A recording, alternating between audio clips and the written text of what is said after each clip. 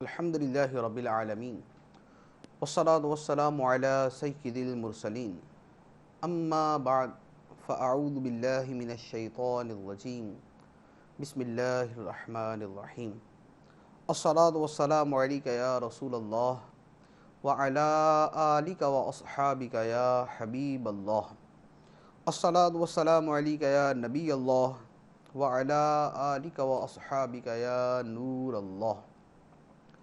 سرکار مدینہ راحت قلب و سینہ صلی اللہ تعالی علیہ وآلہ وسلم کا فرمان عالی شان ہے، بے شک بروز قیامت تم میں سے میرے سب سے زیادہ نزدیک وہ شخص ہوگا جس نے دنیا میں مجھ پر کثرت سے درود پڑھا ہوگا۔ صلو علی الحبیب صلی اللہ تعالی علی محمد صلی اللہ علیہ وسلم۔ فیضان قرآن کے آج کے اس سلسلے میں ہم سورہ انعام کی آیت نمبر 148 سے قرآن پاک کا درس سنیں گے۔ اللہ عز و جل ارشاد فرماتا ہے، بسم اللہ الرحمن الرحیم، سَيَقُولُ الَّذِينَ أَشْرَكُوا لَوْ شَاءَ اللَّهُ مَا أَشْرَكْنَا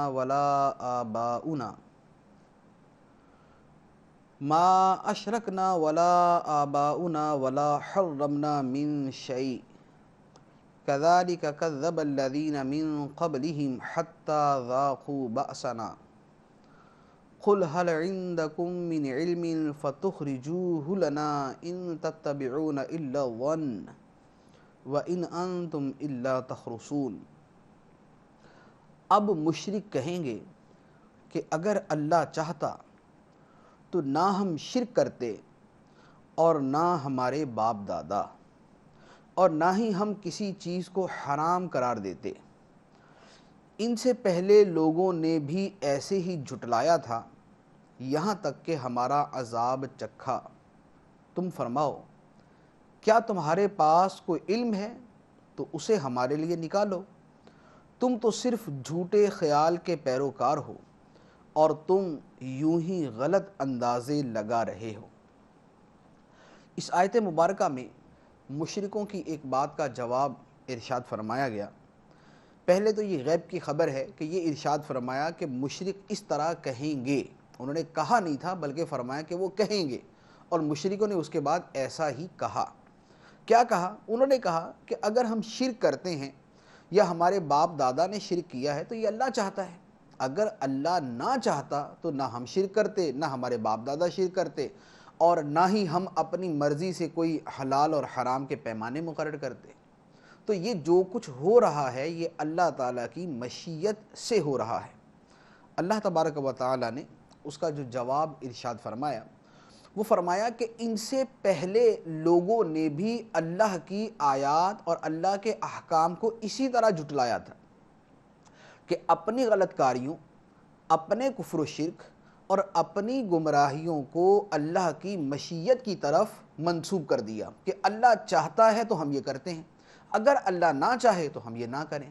تو اللہ تبارک و تعالیٰ نے ارشاد فرمایا، جس کا خلاصہ یہ ہے کہ پہلے لوگوں نے جب اللہ کے احکام کو جھٹلایا اور کفر و شرک کا ارتکاب کیا تو اللہ تبارک و تعالیٰ نے انہیں عذاب میں مبتلا کر دیا۔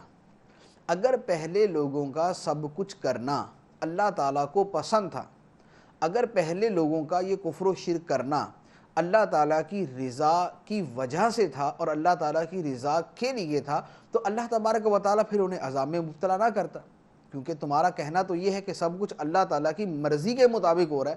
تو جب سب کچھ اللہ تعالیٰ کی مرضی کے مطابق ہے تو پھر اللہ تعالیٰ نے پہلے لوگوں کو عذاب کیوں دیا؟ تو پہلے لوگوں کو عذاب دینے سے یہ سمجھ آتا ہے کہ اللہ تعالیٰ ان چیزوں سے راضی نہیں۔ مشیت اور ارادہ اور چیز ہے، اللہ تعالیٰ کا راضی ہونا اور چیز ہے۔ مشیت یہ ہے کہ بندہ جب کوئی کام کرنے کا ارادہ کرتا ہے اللہ تعالیٰ اس کام کو پیدا فرما دیتا ہے، وہ کام بندے کے ارادے، بندے کے اختیار اور مرضی کے ساتھ ہوتا ہے۔ اللہ تبارک و تعالیٰ اس فعل کو پیدا کر دیتا ہے کہ خالق وہی ہے۔ باقی یہ کہ اللہ تعالیٰ اس کام سے راضی بھی ہے یا نہیں، اللہ تعالیٰ اس کام سے خوش بھی ہے یا نہیں، تو یہ ایک دوسرا معاملہ ہے۔ تو اللہ تعالیٰ کی جو رضا ہے، جس شے پر وہ راضی ہے وہ ہے جو اس کی اطاعت کے مطابق ہے۔ باقی اشیاء کا وجود میں آنا یہ اللہ تعالیٰ کی مشیت اور ارادے کے ساتھ ہے۔ تو ارشاد فرمایا کہ تم سے پہلے لوگ بھی ایسے ہی ہیلے بہانے کرتے رہے یا انہوں نے بھی اسی طرح کفر و شرک کیا تو اللہ تعالیٰ نے انہیں عذاب میں مبتلا کر دیا۔ یہ اس بات کی علامت ہے کہ اللہ تعالیٰ اس کفر و شرک سے، تمہارے باپ دادا کے کفر و شرک سے اور تمہارے حلال و حرام کے اپنے پیمانے بنا لینے سے راضی نہیں ہے۔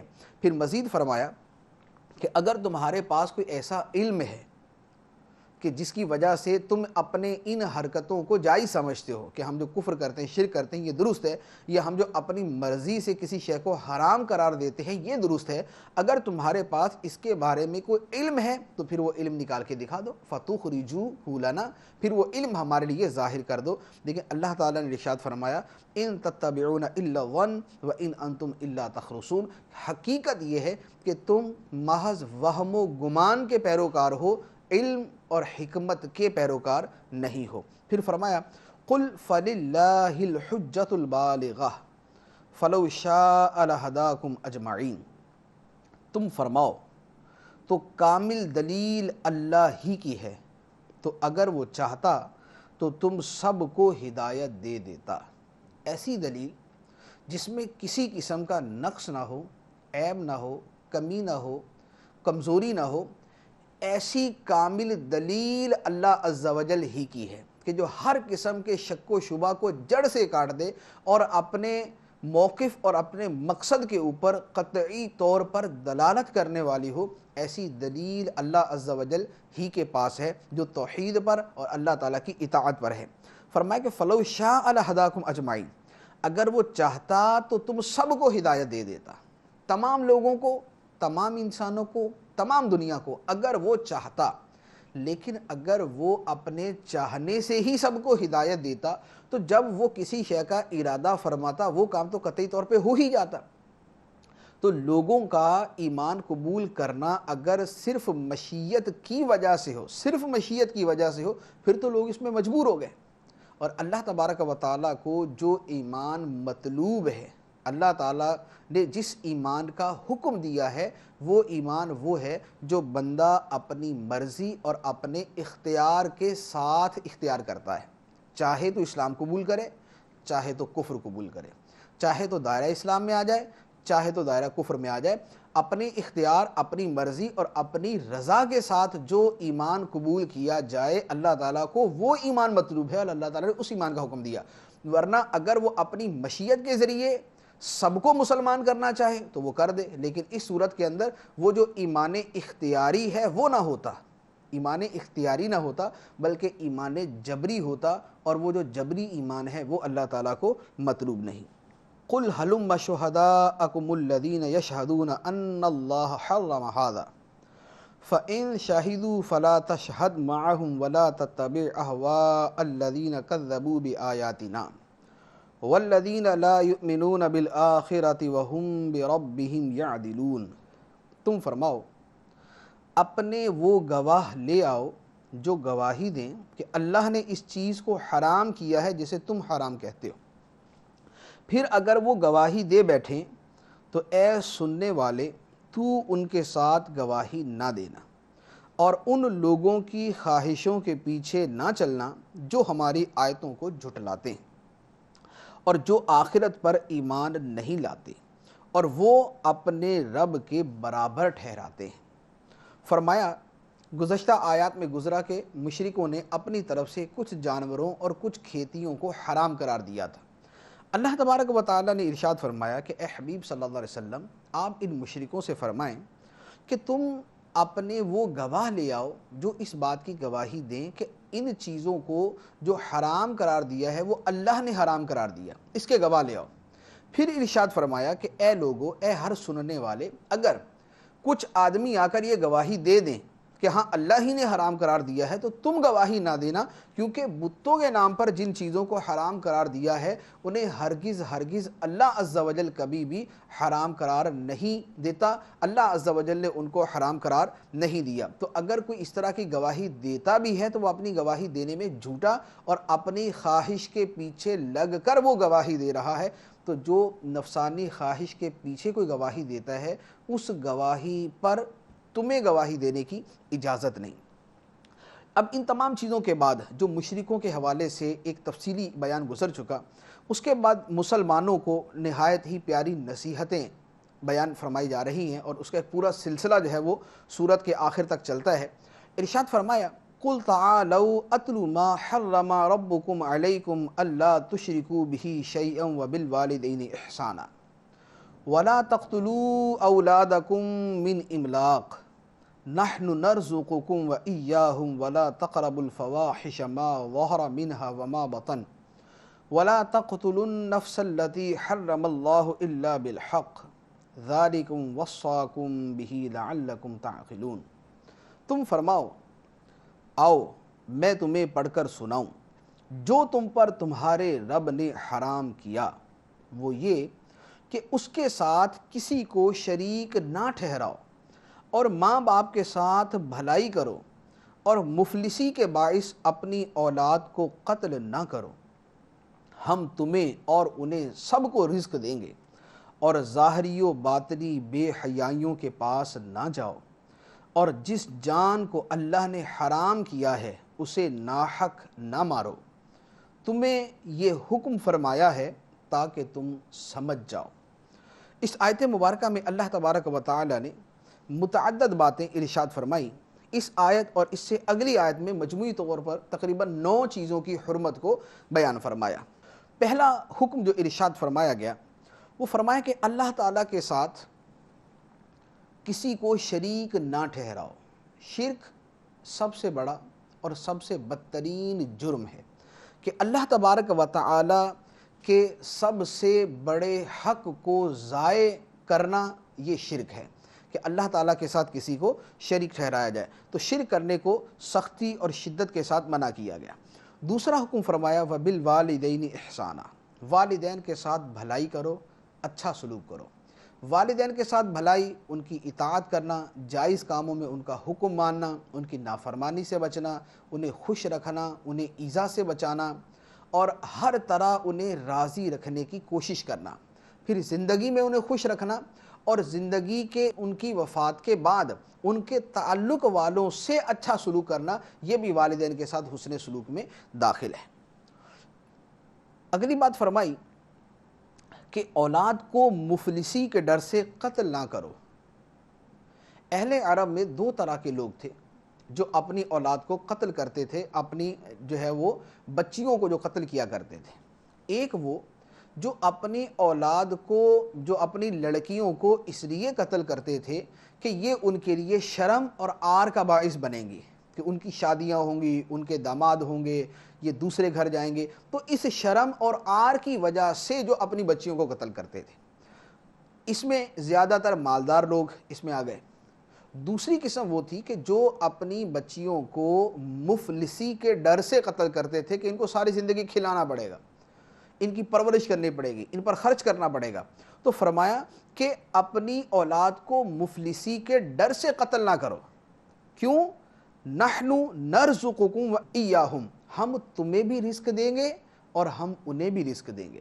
ہم تمہیں بھی رزق دیتے ہیں، ہم انہیں بھی رزق دیتے ہیں۔ ہم تمہیں بھی رزق دیں گے، ہم انہیں بھی رزق دیں گے۔ تو رزق دینے کی ذمہ داری اللہ عز و جل کی ہے، رازق اللہ تعالیٰ کی ذات ہے۔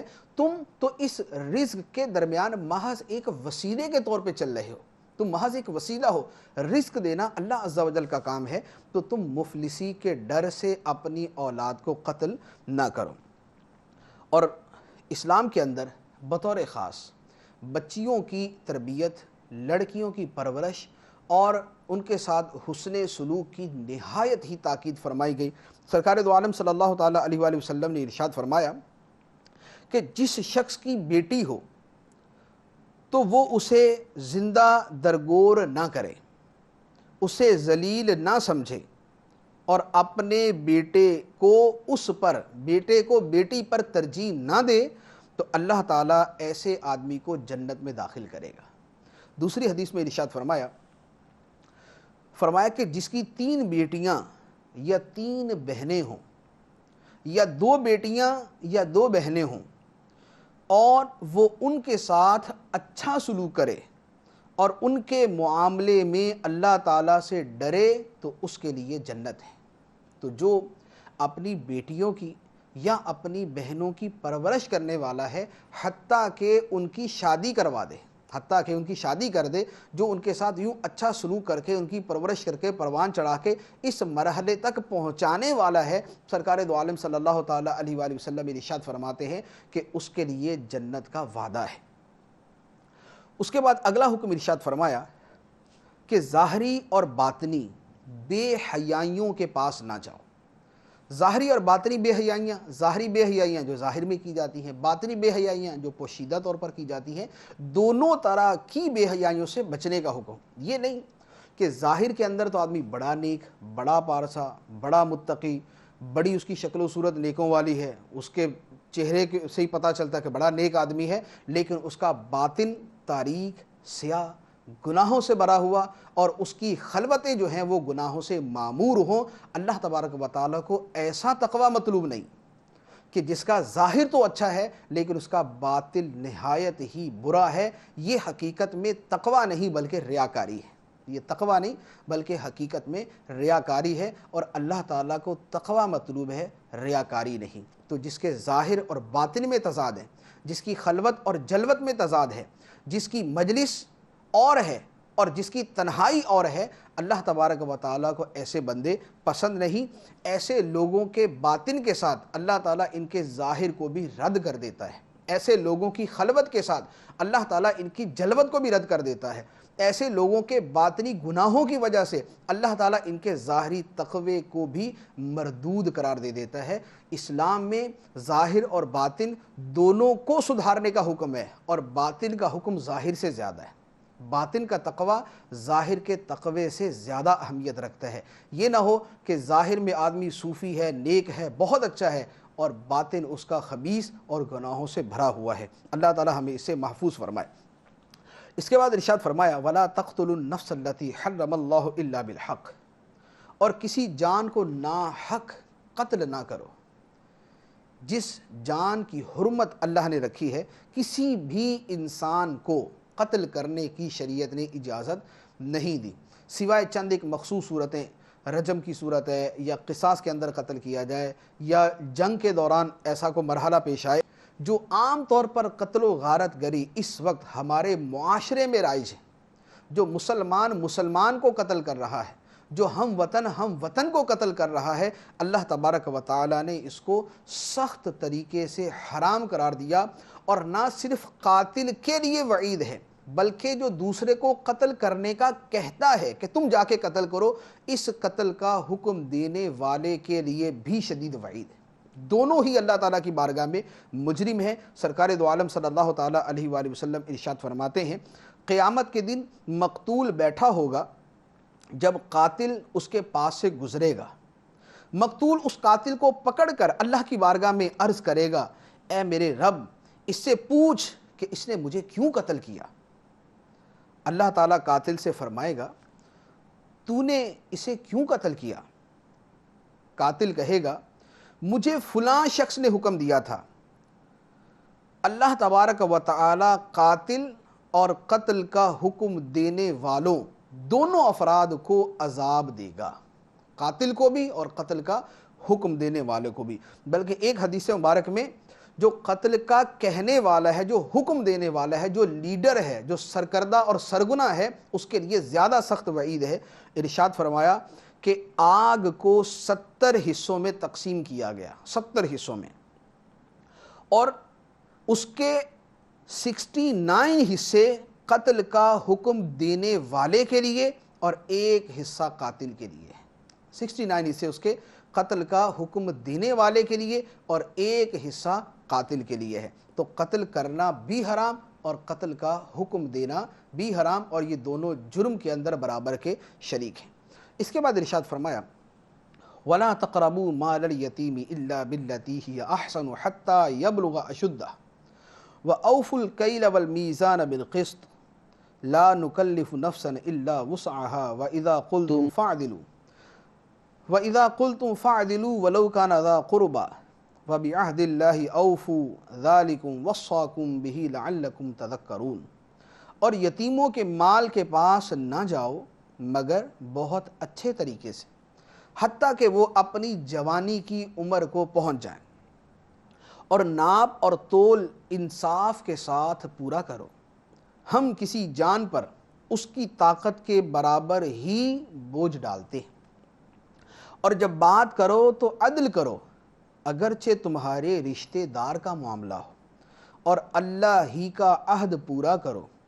اللہ نے تمہیں یہ تاکید فرمائی ہے تاکہ نصیحت حاصل کرو۔ اس آیت مبارکہ میں متعدد احکام۔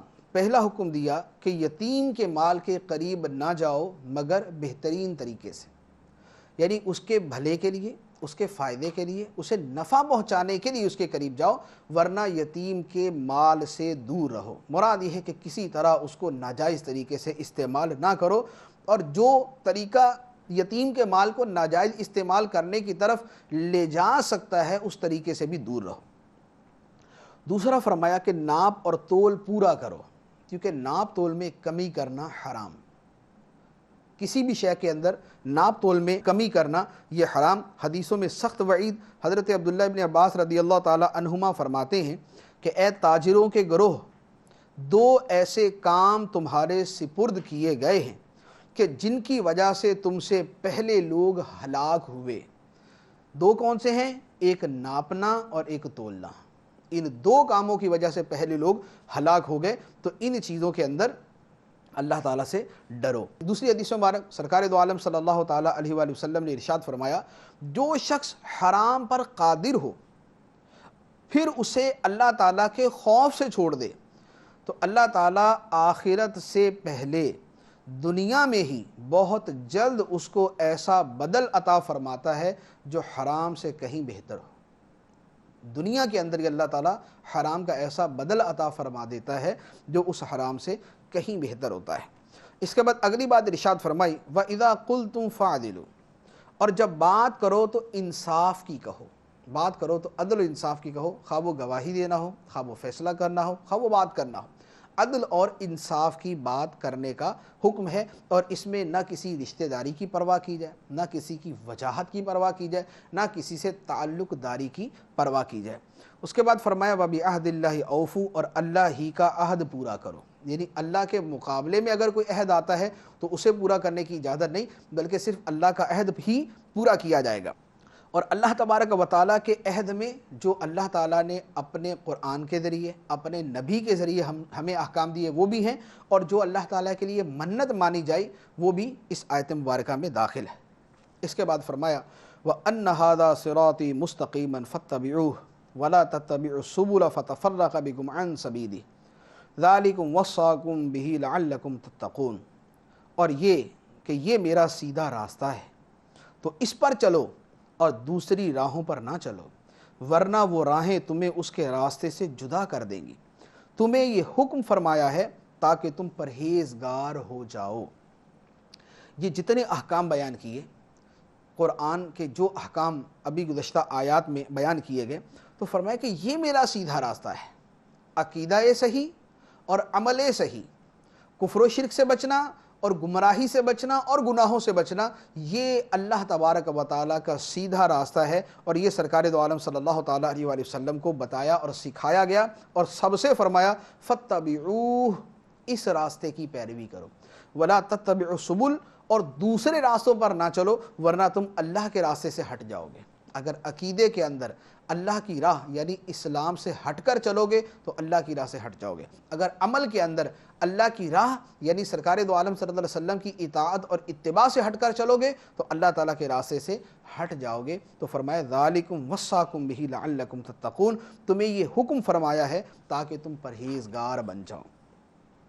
اس کے بعد اللہ تعالیٰ نے ارشاد فرمایا ثم آتینا موسیٰ الکتاب تماما علی الذی احسن وتفصیلا لکل شیء وہدی ورحمۃ لعلہم بلقاء ربہم یؤمنون، پھر ہم نے موسیٰ کو کتاب عطا فرمائی تاکہ نیک آدمی پر احسان پورا ہو اور ہر شے کی تفصیل ہو کہ کہیں وہ اپنے رب سے ملنے پر ایمان لائیں۔ اس آیت مبارکہ میں اللہ تبارک و تعالیٰ نے تورات شریف کی فضیلت بیان فرمائی، کیونکہ گزشتہ آیات میں جو احکام گزرے ہیں یہ احکام اللہ تبارک و تعالیٰ نے تورات میں بھی بیان فرمائے۔ تو فرمایا کہ ہم نے موسیٰ کو کتاب دی تاکہ نیک آدمی پر احسان پورا ہو۔ نیک آدمی سے ایک تفسیر میں حضرت موسیٰ علیہ السلام بھی مراد ہے، اور ایک آدمی میں ان کی امت کا ہر نیک آدمی مراد ہے۔ اور فرمایا کہ تورات شریف ہر شے کی تفصیل ہے، تمام احکام، تمام عقائد اور تمام مسائل اللہ تعالیٰ نے تورات شریف کے اندر بیان فرمائے، اور فرمایا کہ تورات ہدایت ہے اور رحمت ہے۔ اور اللہ تعالیٰ نے جو موسیٰ علیہ السلام کو تورات شریف عطا فرمائی، اس کا مقصد یہ ہے تاکہ لوگ اپنے رب کی ملاقات پر ایمان لائیں۔ اب تورات کا ذکر کرنے کے بعد اللہ تعالیٰ قرآن کا تذکرہ فرماتا ہے۔ فرمایا وَهَذَا كِتَابٌ أَنزَلْنَاهُ مُبَارَكٌ فَاتَّبِعُوهُ وَاتَّقُوا لَعَلَّكُمْ تُرْحَمُونَ۔ اور یہ قرآن وہ کتاب ہے جسے ہم نے نازل کیا ہے، بڑی برکت والا ہے، تو تم اس کی پیروی کرو اور پرہیزگار بنو تاکہ تم پر رحم کیا جائے۔ قرآن پاک کی فضیلت اور عظمت بیان فرمائی، کثیر الخیر ہے، کثیر النفع ہے اور کثیر البرکت ہے، قیامت تک رہے گا، تحریف و تبدیل اور نسخ سے محفوظ ہے۔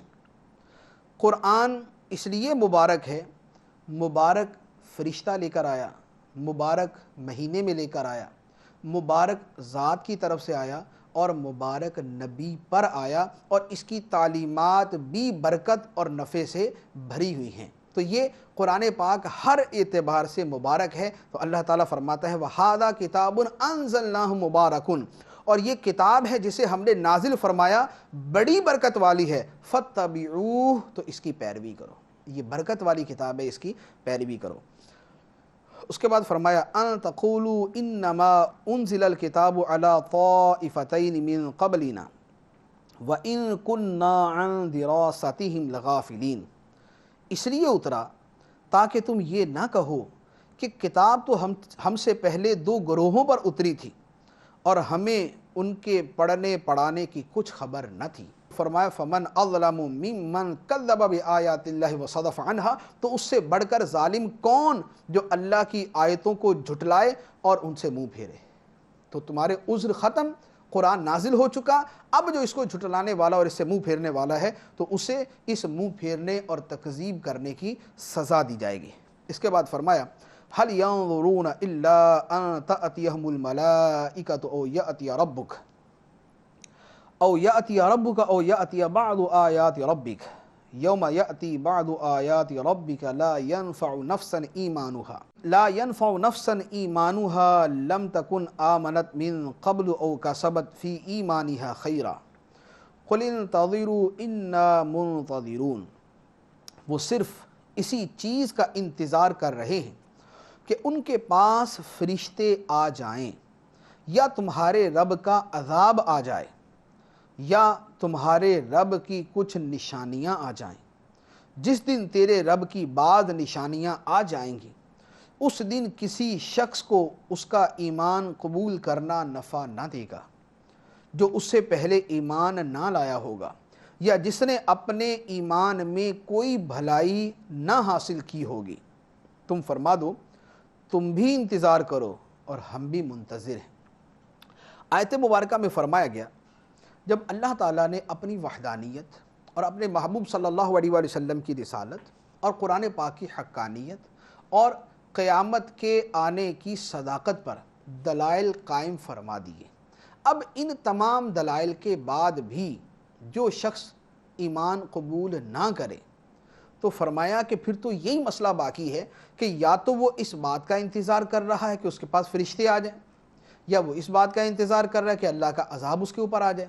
تو اب تو یہی صورت ہے کہ یا تو فرشتے آ کر انہیں اب اس معاملے کی حقیقت کو سمجھا دیں، یا اللہ تعالیٰ کا عذاب آ کر ان کی آنکھیں کھول دے، اب اس کے علاوہ کوئی صورت باقی نہیں ہے۔ اور فرمایا کہ جس دن تیرے رب کی کوئی نشانی آ جائے گی، اس کے بعد ان کا ایمان لانا انہیں نفع نہ دے گا۔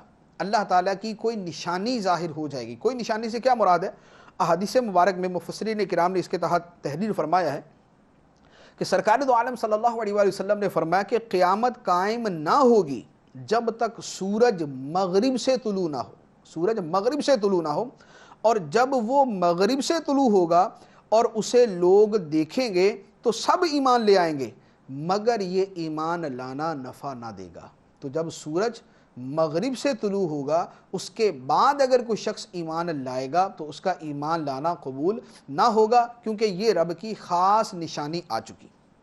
ایک دوسرے نمبر پہ فرمایا کہ جس نے اپنے ایمان میں کوئی بھلائی نہ کمائی، اس سے کیا مراد ہے؟ تفسیر طبری کے اندر اس کے تحت فرمایا کہ اس کا معنی یہ ہے کہ مغرب کی جانب سے سورج طلوع ہونے سے پہلے، مغرب کی جانب سے سورج طلوع ہونے سے پہلے جس گناہگار مومن نے توبہ نہ کی ہوگی اب اس کی توبہ قبول نہ ہوگی۔ گویا توبہ قبول ہونے کا وقت سورج کے مغرب سے نکلنے سے پہلے جب سورج مغرب سے طلوع ہوگا اس کے بعد کافر کا ایمان قبول نہیں اور مومن کی توبہ قبول نہیں۔ اس کے بعد ارشاد فرمایا ان الذين فرقوا دينهم وكانوا شيعا لست منهم في شيء انما امرهم الى الله ثم ينبئهم بما كانوا يفعلون۔ بے شک وہ لوگ جنہوں نے اپنے دین کے ٹکڑے ٹکڑے کر دیے اور خود مختلف گروہ بن گئے، اے حبیب آپ کا ان سے کوئی تعلق نہیں، ان کا معاملہ صرف اللہ کے حوالے ہے، پھر وہ انہیں بتا دے گا جو کچھ وہ کیا کرتے تھے۔ فرمایا کہ جنہوں نے اپنے دین کے فرقے بنا لیے اور گروہ گروہ بن گئے، اے محبوب آپ کا ان سے کوئی تعلق نہیں۔ اس سے مراد یہود و نصارہ جنہوں نے اپنے دین کے ٹکڑے ٹکڑے کر دیے، اپنے دین کے مختلف فرقے بنا لیے، گروہ بنا لیے، فرمایا کہ اے محبوب آپ کا ان سے کوئی تعلق نہیں۔ دین اسلام کے اندر فرقہ بندی سے منع کیا گیا۔ سرکار دو عالم صلی اللہ تعالیٰ علیہ وآلہ وسلم نے اس کی پیشن گوئی فرمائی کہ میری امت کے 73 فرقے ہوں گے، ایک جنت میں جائے گا، 72 جہنم میں جائیں گے، ایک جنت میں اور 72 جہنم میں جائیں گے۔ صحابہ کرام نے عرض کیا یا رسول اللہ صلی اللہ علیہ وسلم وہ کون سا فرقہ ہے جو جنت میں جائے گا؟ تو ارشاد فرمایا کہ قال الجماعہ، وہ جماعت ہے، جماعت کہ جو جماعت صحابہ ہے، جو جماعت صحابہ کے طریقے پر ہے وہ جنت میں جانے والا فرقہ ہے۔ اور دوسری حدیث مبارک میں اس کی ایک نشانی بیان فرمایا ان امتی لا تجتمع علی ضلالۃ فاذا رأیتم اختلافا فعلیکم بالسواد الاعظم۔ ابن ماجہ کی حدیث ہے، فرمایا میری امت گمراہی پر جمع نہ ہوگی، جب تم اختلاف دیکھو تو سب سے بڑی جماعت کو لازم پکڑ لو۔ سب سے بڑی جماعت جو مسلمانوں کا فرقہ اپنی تعداد میں سب سے بڑھ کر ہوگا، وہ مسلمانوں کا اکثریتی فرقہ، وہ مسلمانوں کی اکثریتی جماعت ہوگی اور وہ حق پر ہوگی اور وہ اللہ تعالیٰ کی ہدایت پر ہوگی۔ اور الحمدللہ اس وقت روئے زمین میں مسلمانوں میں سب سے بڑی تعداد اہل سنت و جماعت کی ہے، جو جماعت صحابہ کے طریقے پر ہے، جو سنت رسول صلی اللہ علیہ وسلم کے طریقے پر ہے، اور اسی سے اہل سنت رسول و جماعت صحابہ، اہل سنت رسول و جماعت صحابہ، یعنی سرکار صلی اللہ علیہ وسلم کی سنت اور صحابہ کی جماعت کے طریقے پر عمل کرنے والا ہے۔ تو اس کے علاوہ جو فرقے ہیں وہ گمراہی کا شکار، وہ باطل کا شکار، وہ باطل پر ہیں۔ اس کے بعد فرمایا من جاء بالحسنۃ فلہ عشر امثالھا ومن جاء بالسیئۃ فلا یجزی الا مثلھا وہم لا یظلمون۔ جو ایک نیکی لائے تو اس کے لیے اس جیسی 10 نیکیاں ہیں، اور جو کوئی برائی لائے تو اسے صرف اتنا ہی بدلہ دیا جائے گا اور ان پر ظلم نہیں کیا جائے گا۔ نیکی کرے گا تو کم از کم 10 گنا اللہ تعالیٰ اجر عطا فرمائے گا، اور آدمی گناہ کرے گا تو اللہ تعالیٰ بندے نے جتنا گناہ کیا ہوگا اتنا ہی اس کو بدلہ دے گا۔ اس کے بعد فرمایا قل اننی ہدانی ربی الی صراط مستقیم دینا قیما ملت ابراہیم حنیفا وما کان من المشرکین۔ تم فرماؤ بے شک مجھے میرے رب نے سیدھے راستے کی ہدایت فرمائی، یہ مضبوط دین ہے جو ہر باطل سے جدا ابراہیم کی ملت ہے اور وہ مشرکوں میں سے نہ تھے۔ سرکار صلی اللہ علیہ وسلم سے فرمایا گیا کہ آپ فرمائیں مجھے میرے رب نے سیدھے راستے کی طرف ہدایت فرمائی، تو سرکار کی تعلیم سرکار کے رب نے فرمائی، اور وہ سیدھا راستہ کیا ہے؟ وہ مضبوط دین ہے جو دین ابراہیمی ہے، جو ہر باطل سے، ابراہیم علیہ السلام کا دین، اور حضرت ابراہیم علیہ السلام ہر باطل سے جدا تھے اور مشرک نہ تھے۔ تو یہ اہل مکہ کو سمجھایا گیا کہ تم ابراہیم علیہ السلام سے محبت کا دعویٰ کرتے ہو اور اپنے آپ کو ابراہیمی کہتے ہو، تو ابراہیم علیہ السلام تو مشرک نہ تھے، لہذا تم بھی اپنے شرک کو چھوڑ دو۔ اس کے بعد فرمایا قل ان صلاتی و نسکی و محیای و مماتی للہ رب العالمین، تم فرماؤ بے شک میری نماز اور میری قربانیاں اور میرا جینا اور میرا مرنا سب اللہ کے لیے ہے جو سارے جہانوں کا رب ہے۔ یہ مسلمان کی زندگی کی عکاسی ہے کہ میرا جینا، میرا مرنا، میری نماز، میری قربانیاں، یہ سب اللہ کے لیے ہے۔ یہ مومن کی زندگی کا شیوا ہے، یہ مومن کی زندگی کا خلاصہ ہے۔ لا شریک لہ وبذالک امرت وانا اول المسلمین، اس کا کوئی شریک نہیں، اسی کا مجھے حکم دیا گیا ہے اور میں سب سے پہلا مسلمان ہوں۔ تو اللہ تبارک و تعالیٰ کے راستے پر چلنے ہی کا مجھے حکم دیا گیا اور اپنی ساری زندگی اللہ ہی کے لیے خالص کر دینے کا مجھے حکم دیا گیا، اور میں سب سے پہلا مسلمان۔